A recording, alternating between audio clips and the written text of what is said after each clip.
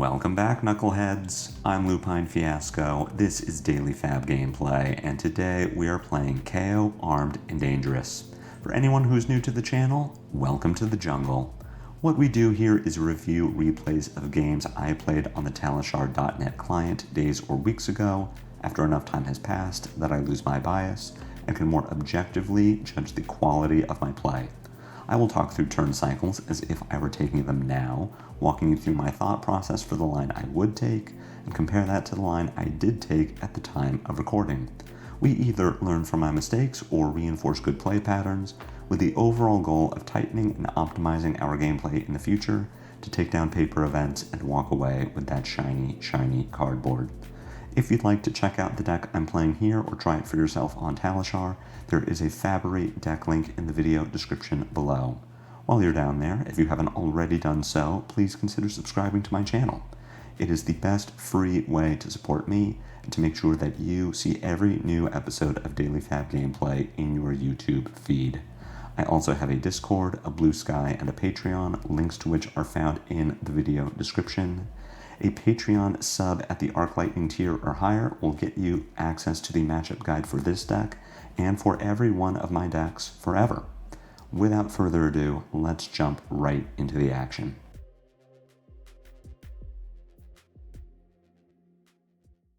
We get to employ a special strategy against Vynnset that we don't often get to, which is fatigue, and that is for two reasons. The first is that Vynnset is very difficult to race, due to the cards in her deck being kind of a mix of 4 blocks and disruptive 2 and 3 cost attacks that she gets to play for free with RuneGate. So very often her turn cycle will involve blocking for 6 to 8, then attacking for 7 to 9, and sometimes disruption is tied to that attack in a way that we can't just block it, we also have to prevent rune chant damage. Meanwhile, our 2-card hands are much less powerful, and we can just die to our own deck, not really presenting these very above-rate turn cycles that keep up with Vynnset's. But the second reason that we get to fatigue Vynnset, where we don't often get to against other heroes, is that Vynnset banishes her own deck for us. Her hero power is a must, not a may, so as long as she has at least 1 card in her hand at the start of her turn, she has to banish it to Vynnset. But the third reason, more than that, is that Vynnset is dealing rune chant damage, which we can pitch our non-blocks to prevent. So a hero like Dash.io that we might want to fatigue can catch us with a hand of 3 non-block yellows, and if she has boom grenades or cerebellum processors that let her go very wide, then we just take a ton of damage. But against Vynnset, 3 non-block yellows still prevent 6 points of damage if Vynnset has the rune chant lined up that we can pitch to prevent. So all of this together, the fact that Vynnset is very difficult to race, but much easier to fatigue based on the number of yellows and blues that the average KO deck runs, point us to fatiguing her as the easiest way to win the game rather than trying to race. We are still going to push damage where we can. Vynnset plays a number of defense reactions and Haunting Rendition as a 4-block, which we are allowing her to cycle by pushing damage, but pushing damage makes it easier to fatigue her because we are putting her on the clock. If she just passes every turn, she's on a 60-turn clock, which obviously she wouldn't just do that, but we want to be making her do something. We want to be forcing her to interact with our turn in some way. And if we are pushing damage, that is coupled with her blood debt dealing damage to her and giving her at least a bit of a deadline to try to end the game. Notably, we also are playing Reckless Swing in this list for no other reason than it's a blue, but if we can push Vynnset into that 2 or 1 life range, which again, she's helping us to do, then it is very likely we just kill her with Reckless Swing. So all that out of the way, we are fatiguing Vynnset, or at least trying to.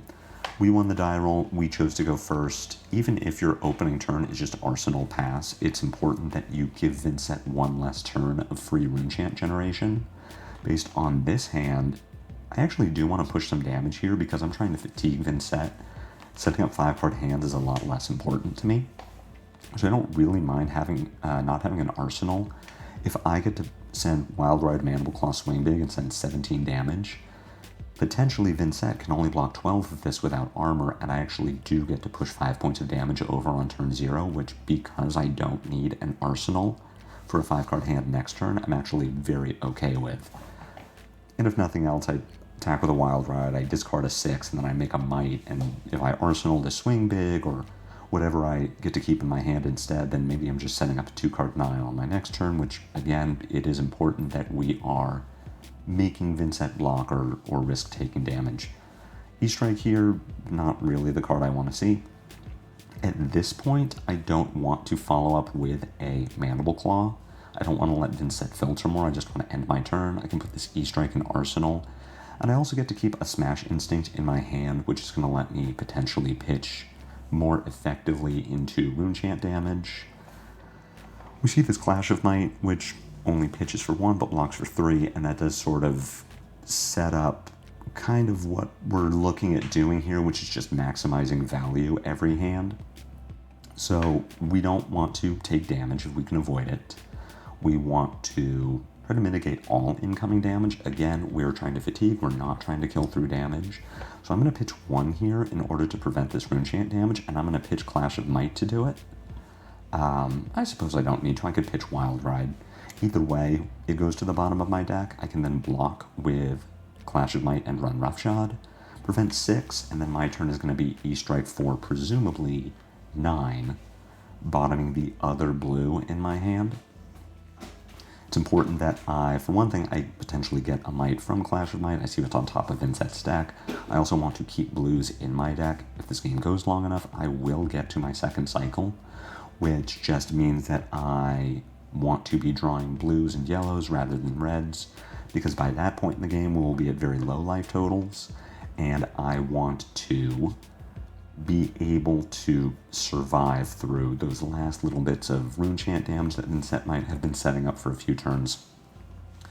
The other important thing about this turn is we saw Vynnset banish a Cull at the start of her last turn, meaning that we really don't want to take damage because we don't want to let Vynnset play a Cull at instant speed.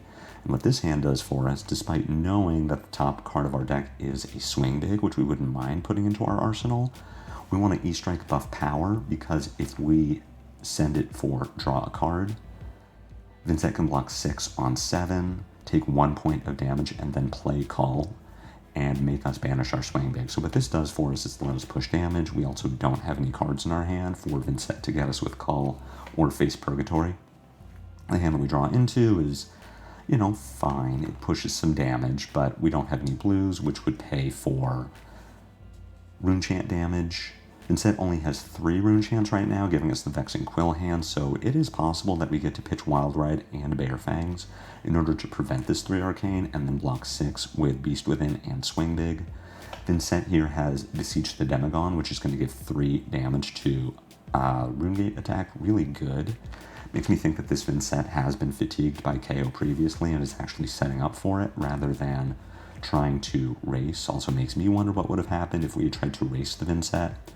We do need to take 1 point of Runechant damage because Vynnset has activated her hero ability, taking 1 point of damage to make that first Runechant unpreventable. And what this is going to do is let Vynnset make 2 Runechants after this Deathly Wail resolves, and we just can't do anything about it. Vynnset will have taken 1 point of damage, and we will have taken 1 point of damage. And it also means that we now need to play around the possibility that we get culled. That being said, I don't think we actually need to. I'm considering, do I pitch this Wild Ride into this unpreventable Runechant damage just to get it out of my hand? Do I take this 1 point of damage and then pitch Bare Fangs in order to prevent the second point of arcane damage? Am I trying to arsenal this Wild Ride? I want to play around Cull. I don't want Vynnset to get a free Cull on me, and if I can make her keep it in her banish zone for another turn, she will take 1 point of damage. But Cull is such a strong effect that maybe I should just be baiting her into using it. We can pitch one here. We could pitch our Bare Fangs. I'm choosing to pitch the Wild Ride. The other reason that I might not want to pitch my Wild Ride there and in fact leave it in my hand so that Vynnset can cull it away is that I don't want a red in my second cycle. By the time I get back to this Wild Ride, we will be far enough in the game that Vynnset is at low enough life total, I don't need to set up this 4-card hand with Wild Ride. I need to just continue to mitigate damage and then hit her with like Mandible Claw or Bare Fangs or Swing Big, just something that says you have to block and you cannot set up these big turns that get past all of my defense. So having that red in the second cycle might be a bad thing to have. We don't need to pitch stack this. Again, we are just trying to make the game last long enough that Vynnset fatigues herself, but just be aware of how you are sequencing your pitching. You don't want 2 reds next to each other if you can avoid it, and you definitely don't want 3 reds next to each other. So try and remember, did you order your last pitch so that it was red-blue? And if that was the case, then again, red-blue or red-yellow. Make sure that there is a colored card in between your reds so that you always have the ability to pay into multiple rune chants without having to give up your entire hand and then just take physical damage. Instead, you're just playing Cull. This does not have Go Again. And we have not taken arcane damage. Neither player has taken damage this turn, so it is just it is not an instant. This is using Vynnset's action points, so she is just trying to set up for a future turn. We need to decide how we're going to address this hand. Are we going to push damage? Are we just going to Arsenal and set up? I mean, we could banish our Bare Fangs here and Arsenal a Wild Ride, and then just have a blue and a yellow in hand, and hopefully strand Vynnset with some defense reactions. What I think we should do here is banish the Agile Windup, then play Bare Fangs, pitch and run Roughshod, hope that I can Arsenal this Wild Ride and at least try to set up for a future turn if we get another one like these where Vynnset just takes it off. But it is absolutely defensible to just banish the Bare Fangs, Arsenal Wild Ride, say Vynnset clearly has nothing going on, and let's just continue to strand her with a nothing hand. I do banish the yellow. We are going to send the Bare Fangs. There's a reason to send Wild Ride here, pitching Run Roughshod, which is that we have our Spring Tunic, so if we end up keeping the Bare Fangs, we get to follow up with Bare Fangs for 8. If we send Wild Ride for 6, Bare Fangs for 8, that's a 3-card 14. Really, really good. Potentially make Vynnset block and maybe ruin her next turn, but in doing that, we use our Spring Tunic. What we get to do here is just keep a Wild Ride in our deck for that second cycle. I think that's fine. Make sure that we don't end up with a weird blue that we don't want to put into our arsenal. Vynnset playing Sink Below, so this is where we can start to see, hey, maybe we should have just passed the turn and stranded her with this weird hand, because if she had the Sink Below, then she would have continued to have this Sink Below. I will tell you that Vynnset did sink a card with the Sink, so possibly she drew into this second Sink Below. But here's where I'm not super sure how to navigate the Vynnset matchup beyond fatigue her. Because maybe we are correct to just never attack with anything and always mitigate damage and hope to catch a Vynnset who doesn't know how to set up against that. Because if we get to strand Vynnset with these 2 Sink Belows, then she ends up having to banish them to her hero power, not setting up any kind of RuneGate shenanigans. First, Putrid Stirrings comes out. It's pretty spooky. Vynnset not going to activate her hero power, so this is just +5 on top of the Widespread Destruction. We can mitigate all of this rune chant damage if we want to, but it is worth considering that this Widespread Destruction is also coming in for 11. So let's think about how we want to mitigate here. We can use our Spring Tunic and our Bare Fangs, which would mean we take 1 point of arcane damage. That doesn't matter, we don't have an arsenal, so Widespread Destruction doesn't have an effect. Then we get to block with 8, our Pack Hunt, Wrecker Romp, Mighty Windup in front of the Widespread Destruction, so overall we take 4 points of damage and don't get an arsenal. If we instead use our Spring Tunic and Mighty Windup to prevent these 4 rune chants, and then block Widespread Destruction with Wrecker Romp and Pack Hunt, we're taking 5 points of damage, but we get to Arsenal a Bare Fangs. I don't think that's worth it. That is the play I'm going to make, but as I've been saying, our plan here is to just fatigue Vynnset. We don't need to set up an Arsenal. We don't need to set up these turns that deal damage. We've already caught Vynnset with 2 Sink Belows. She still has 3 Haunting Renditions, and I'm assuming 3 Reduced to Rune Chance, 1 Sink Below left. Maybe we catch her with these. Maybe this card in her arsenal is a defense reaction, and so if we never attack with anything that isn't Command and Conquer, then she never gets the chance to play it. I feel like we should have taken the higher value line here, which is to take 1 extra point of damage from Rune Chance, but also then put more block in front of this Widespread Destruction. Saving the Scabskin Leathers here, we've already taken damage from, we're already going to take damage from Widespread Destruction, and it doesn't have an on-hit, so it doesn't really matter that we take 5 points there instead of 3. We can just hold on to our Scabskin Leathers until maybe we get to prevent all of the arcane damage, but Vynnset then sends something like Deathly Wail or Widespread Annihilation that we need to block the physical damage to prevent that when the combat chain closes. If a player has lost life, something happens. The hand that we draw into is like kind of not good, which also makes me glad that we are not attempting to race Vynnset here, because this is a very medium hand.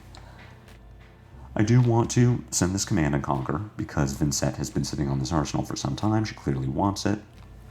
We could attempt to play it around Face Purgatory by just playing Command and Conquer and pitching Bloodrush Bellow. But I don't want to have this red in my hand, so I think the line here is play Command and Conquer, pitch Bare Fangs and Bloodrush Bellow. We overpitch just to get this red out. Vynnset could use Face Purgatory, and we end up discarding our Bloodrush Bellow.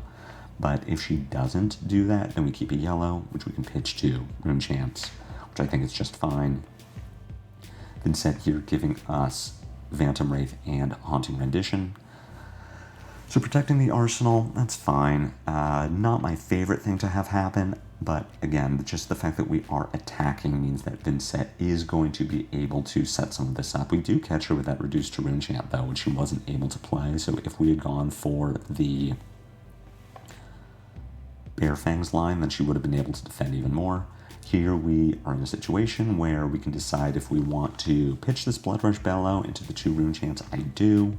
We can block the Death Delight for 6, and then I guess just send Bare Fangs, go for 7, make a Might, and hope that we can catch Vynnset without more defense reactions or Haunting Renditions. Again, we do just want to fatigue her, but we also want to push damage. We want to make sure that she doesn't have infinite time to set up on us, as she is steadily taking 1 and 2 points of damage from Blood Debt every turn. The closer that we can get to death, the more pressure that she is under to actually send attacks at us, clear that Blood Debt out of her banish zone.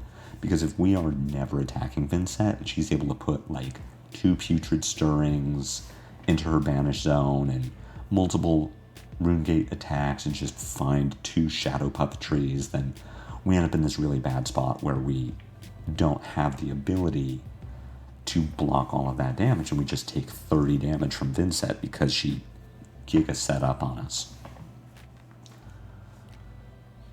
Drawing into another hand that can be defensive, though Vynnset is just setting up, putting that Deathly Delight and Widespread Ruin into Arsenal, into Banish Zone, just looking for something that gives go again. So we need to decide how aggressive we want to be. We do have our line of pitch Assault and Battery, attack with Mandible Claw for 4, discard Mighty Windup to give it go again, and then pitch Beast Within to play Swing Big. If Vynnset ends up using Face Purgatory on our Mandible Claw, we could discard Beast Within, draw a card, and then either Arsenal that and use Spring Tunic to play Swing Big, or pitch the card we draw to play Swing Big. But the problem with playing Swing Big here, and where we have to make a decision, is if Vynnset blocks out the Swing Big and gets a Quicken, then we are helping her set up, because we give her the ability to give her Runegate attack go again, and she doesn't even need the Shadow Puppetry or Manifest, the new one, the blue one from Rosetta, that gives go again at Overpower. we let her just save that. Machinations. So I still think that's the right play. We go for the 4-card 13 here that makes 2 mites on the back end, because Vynnset is clearly setting something up, and if we send the swing big and she blocks it, then we at least make her sit with this 2 blood debt again, get a little bit more damage that way. And I think that is better than our alternate line, which is play Beast Within, pitch Assault and Battery, discard Mighty Windup, Arsenal, swing big, which just feels aggressively medium. Whereas here, Vynnset can keep effectively 6 cards with 2 Malefic Incantations and really just giga set up on us. But in doing so, she would go to 18. We still have all of our equipment. The Scowling Flashback is potentially usable in some way, depending on how the next turn cycle goes. So I think this is risky, but I also think it's fine. We do need to continue to pressure Vynnset, considering that she is already setting up on it and is clearly very aware of how to play against fatigue. And one of the best things about trying to fatigue his Kayo is that your Vynnset opponent might not be expecting it. Vynnset in the current meta is sort of like Prism when Syndra was very popular, in that players who have never played the deck before may pick it up just based on it having a very good matchup spread into aggressive heroes. Vynnset is similarly positioned to be very good against Syndra and Aurora. But if you then present the Prism, or now Vynnset, with a fatigue matchup, or at least something alternate where she needs to set up in order to get over the top of big defenses, you might just catch them not knowing how to do that, and they will fatigue themselves and die by just sending these 2-card 8s every turn that you can mitigate. Our Vynnset, though, unlike that, is doing very well with this game plan. So we've got first Shadow Puppetry comes down. Vynnset does take a point of damage from her own hero power in order to get this first rune chant through, meaning that the Widespread Ruin is going to banish the top card of both players' decks. I think I forgot this, or at least didn't realize it. So we need to figure out how to best mitigate this turn cycle, knowing that Vynnset will have 2 rune chants hanging out behind this Widespread Ruin when she attacks with Deathly Delight or Deathly Wail. So the best way to use this hand is to pitch our Agile Windup and Bloodrush Bellow. Agile Windup now quote-unquote blocks for 3. We also want to block with Bloodrush Bellow, as it blocks for 3 but pitches for 2. And we can pitch our Riled Up because it both pitches and blocks for 3. And if we pitch it to mitigate rune chant damage, then it stays in our deck and helps us play towards this fatigue. There's no way that we run out of cards before Vynnset does, because she's using 4 cards every turn and we are pitching 2 cards every turn. But even so, we can just keep blues in our deck for that second cycle. So we've got 5 rune chants coming in. We can only mitigate 4 of them. And then on the back end, we will have 2 rune chants coming after these 2 Malefics go off and Vynnset attacks with Deathly Wail. So we can use our Tunic to pay for 1 of these rune chants, then use Agile Windup to pay for the other 3. We can then block the Widespread Ruin with Bloodrush Bellow and Beast Within. I'm not going to do that. I'm going to use equipment here, and again, it's because I have forgotten that I'm already taking 1 point of arcane damage from the Unpreventable rune chant, and therefore it doesn't matter whether Widespread Ruin hits or not. That isn't true. Shadow Puppetry has an on-hit, so the Widespread Ruin is going to banish the top card of both players' decks, but Shadow Puppetry gives the Widespread Ruin an on-hit. So, the correct way to do this block is to take the 1 point of Unpreventable arcane damage, use our Tunic and Agile Windup to pay for 4 rune chants, then block the Widespread Ruin with Scowling Fleshbag, Scabskin Leathers, and Beast Within. Maybe we catch Vynnset with something like another Shadow Puppetry that she wouldn't be able to play unless she uses Tunic Creepers, which, spoilers, our Vynnset is going to do. I still think that blocking with Fleshbag here is correct in order to, for one thing, make Vynnset use the Creepers, and if she falls into another turn where she can only send 2 arcane plus a physical attack, and we get to mitigate all of that. Then she'll use the creepers. But if nothing else, just making sure that shadow puppetry doesn't hit is going to help us in the long run as we limit the amount of cards that can go into Vynnset's Banish Zone. So we do get the Tunic Creepers, which is going to lead to a Deadwood Dirge. Really nice. Fortunately, Vynnset does only get 2 points of value out of the Dirge, as she has to give up a Malefic Incantation that still had a counter on it. You know, she's up on Rune Chance. It's a good line, as she even gets to cheat an action point, so she is going to get to follow this Deathly Wail with a Deathly Delight. That will gain her net 1 point of life. And so now we are back to figuring out the best way to mitigate this incoming damage, which is to pitch Riled Up and then block with Bloodrush Bellow.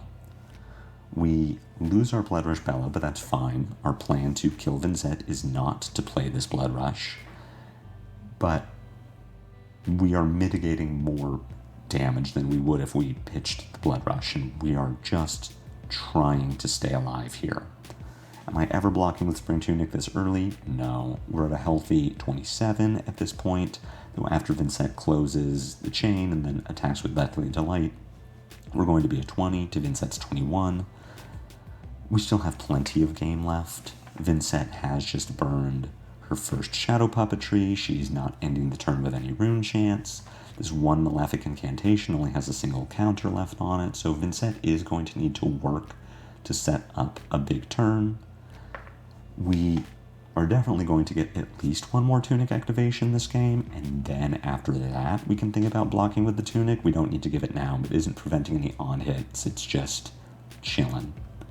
And we're going to let it continue to chill. The hand that we draw into does a decent amount of mitigation. These windups block or pitch for 2. We definitely want to block with Clash of Might and Send Packing if we need to, but we're going to wait and see what the Vynnset does. We have a line of pitching Agile Windup to play Clash of Might, discarding Agile Windup to make Might and Agility, although probably what we do is attack with Mandible Claw, pitching Send Packing, discarding Agile Windup, then attacking with Clash of Might.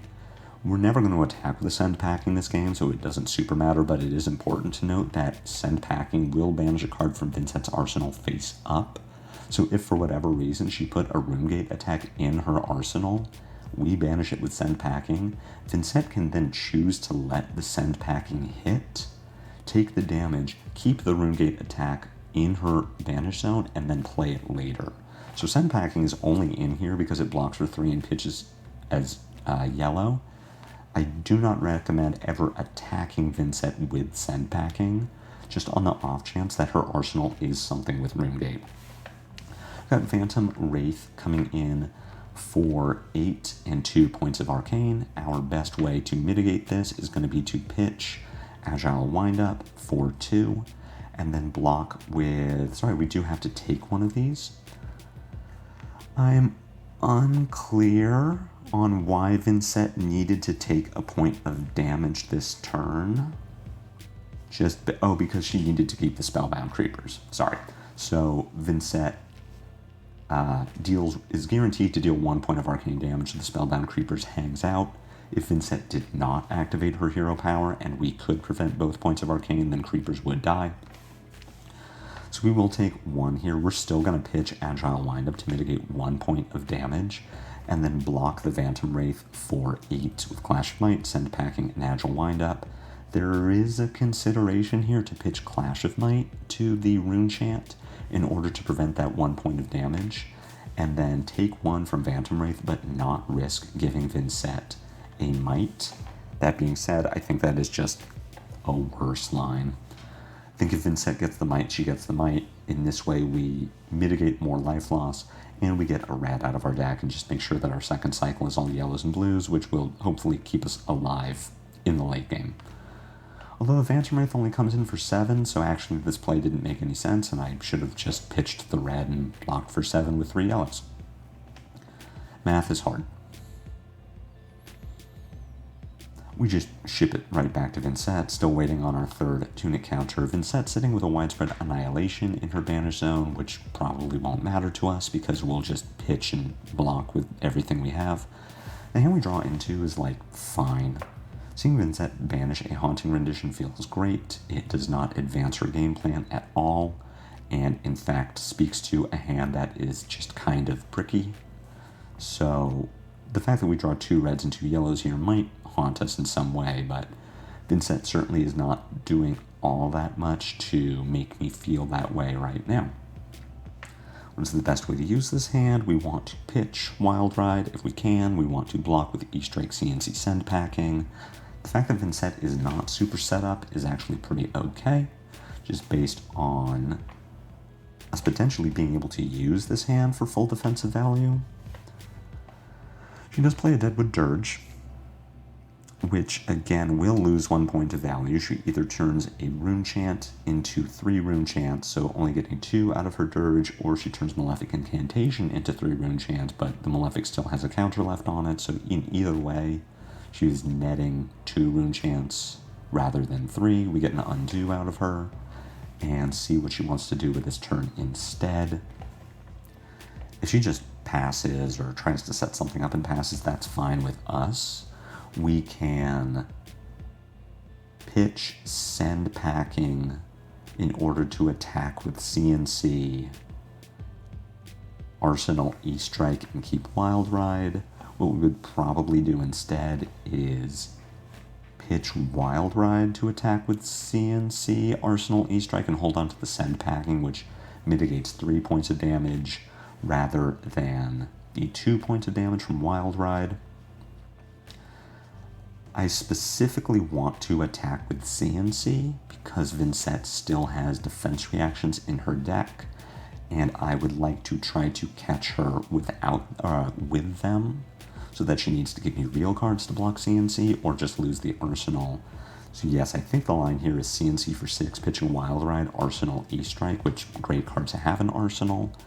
It is one of our better 2-card plays, dealing 7 damage. It gets a red out of our deck. And then we hold on to the Send Packing, which is less good late.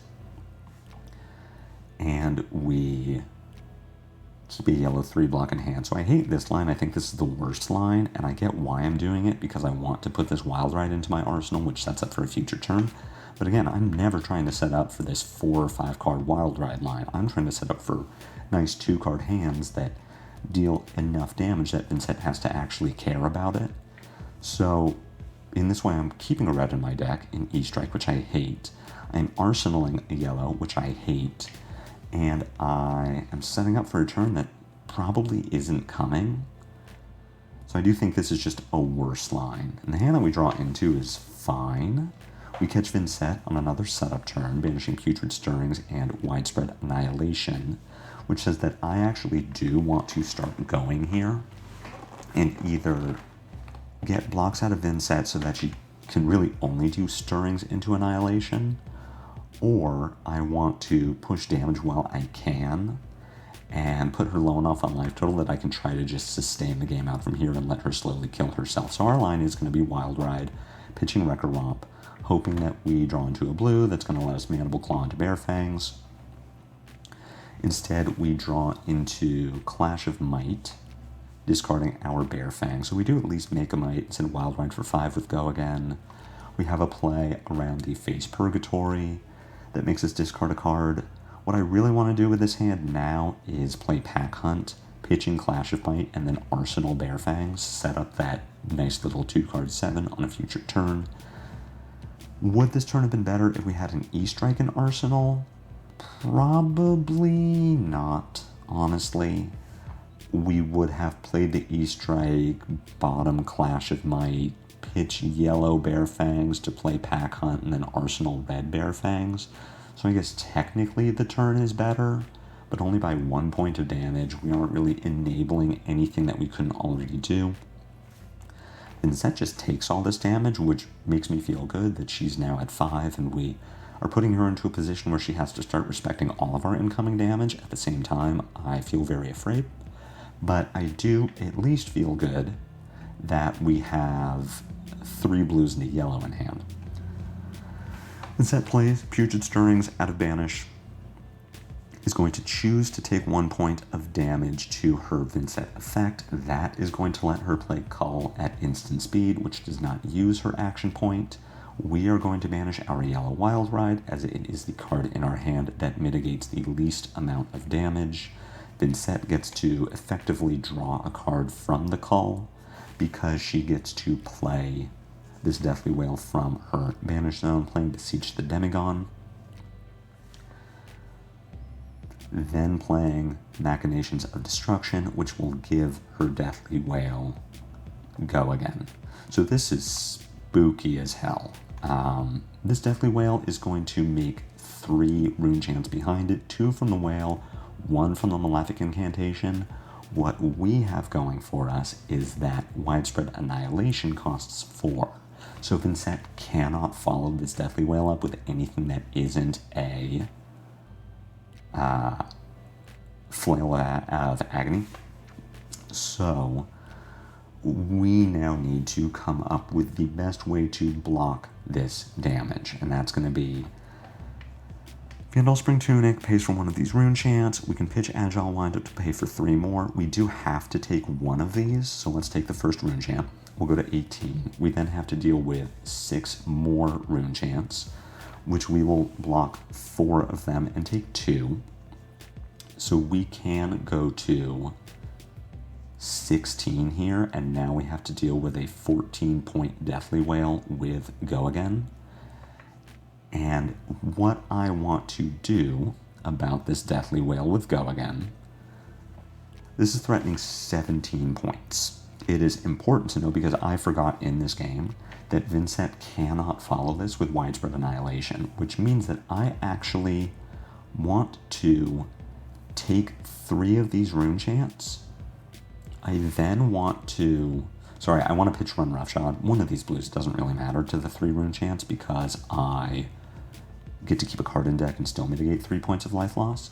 I then want to block the Deathly Wail with my Scabskin Leathers, take 13 and go to 5. And that is because I want to... It isn't that I think I'm going to get a Spring Tunic activation this game. I think this game will end before I get to Tunic again. It is important that I keep a point of armor block for the Flail of Agony. Vynnset could take 1 point of damage from the Flail, make a rune chant, deal 3 more points of Arcane, and effectively go to 2 after taking 1 point of Blood Debt. I want to be able to block the Flail so that she doesn't gain a rune chant. If she flails me, I want her to burn 3 rune chants and then not have a rune chant to start her next turn, which is going to make playing that Widespread Annihilation a lot harder. My mistake here, the reason I'm taking this line, keeping the Assault and Battery is correct, because I want to play this Bearfangs from my arsenal and make Vynnset have to care about it, because it is threatening lethal and she has to give me cards. But I forgot that she would not be able to attack with Widespread Annihilation, which I'm thinking I need to block with this Assault and Battery, but I did not consider the Flail of Agony coming at the end of this turn. We would go to 2 in order to keep this Assault and Battery in our hand. If we were at 5 here, we would still go to 2, but Vynnset wouldn't get that rune chant, and that's important to me. At this point, I'm very confused as to why Vynnset didn't use her action point, and it's because I forgot that she's short 1 rune chant. So we are just going to Bearfangs. We end up hitting the draw discard, so we've got Bearfangs coming in for 8. Vynnset needs to give us either a defense reaction or 3 cards to stop lethal damage here. Those 3 cards could be defense reaction or 4 block, Face Purgatory, Spring Tunic. It could be Haunting Rendition and a 3 block. What is important to note, which I have forgotten in this game because I just click the sideboard button without knowing what's in my sideboard, is that I have Reckless Swing in my deck and haven't seen it yet. So it is important that Vynnset is correctly attempting to stay out of Reckless Swing range, but if she blocks this with Tunic, or just takes 2 here and goes to 1, then she is dead to the Reckless Swing that we haven't seen yet. So we'll let this turn happen, see what we draw into. We're still chilling as far as staying alive. We're at 6, which is not the most comfortable life total we could be at, but that is enough to be able to block some damage and maybe return fire in some way. There's our Reckless Swing. Vynnset playing out Malefic Incantation, just sending Widespread Annihilation, which will banish a card from our hand if this connects.